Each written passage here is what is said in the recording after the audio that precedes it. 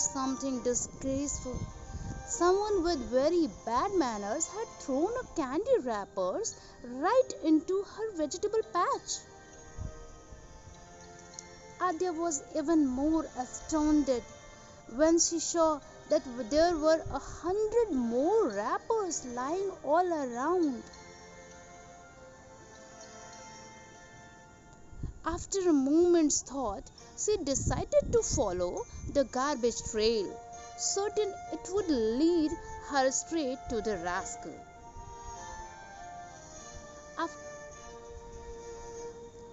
The trail led her to a big tree with a huge pile of wrappers towering below it. "Hey, you, who is throwing around garbage so shamelessly?" Adya exclaimed.